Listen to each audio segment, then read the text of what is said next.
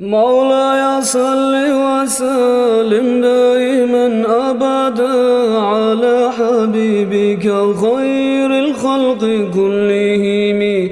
Aminat aylı bulup zahir bolgan zamanna köbullu alamallar görüni bolgan anna. Avvalgı geçesinde Tavrat İncil'ge qarab keşişler anlaganlar biri birini sorab ahir zamanla yok tuvagan şol peygamber anasını karnına geldi dep aytkan olar. Makkadagı hayvallar şol geçe tavuş etip bari halk şol mananı anlaganlar eşitip bu işten haber bilip kökte olgan malaikte biri birini kutlap yetmey bolgan yezikte. Aminat aylı bolup tohtaşkın çağa zaman köp açlık yıllar edi Arap ülkede hemen.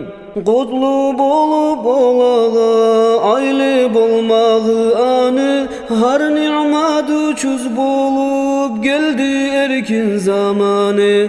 Rasul tumağa yok bolgan son köp malaik tuşup tavap ettiler uyunnen Ka'ba'yı mig.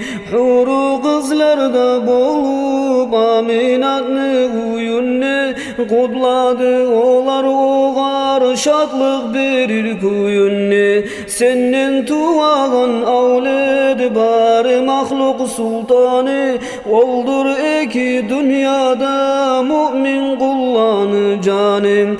Anabız Havva bulan Maryam'na Asiyat'ta Olar da kutladılar gelip arı suratta. Dediler ullu devlet yeledin sen Aminat. Sendendir ol tuvacak bari alemna rahmet. Bari da halk anası Havva bolsa da mazal. Sen ey devlet almağa bolmadı uğar amel.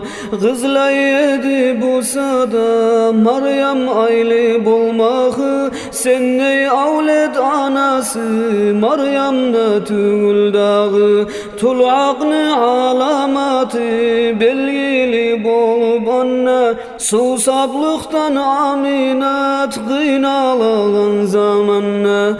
Huru kızlardan biri çini fiyala bulan şerbet uzattı uğar kardan ak idi ayan. Lezzetinden sorasın şekerde bolmaz olay içip Aminat anı kıyını buldu kolay. Son bir arut kuş gelip cennetleni birinden Aminat'ны arkasın sıfadı yer yerine. Şol saat tudu Rasul tolgan aymik bolup can girdi mahlukatga şadlıktan dünya tolup. Mevlaya salli ve sellim daiman abada ala habibike hayril halqi kullihim. Allahümme salli ve sellim ve barik aleyh.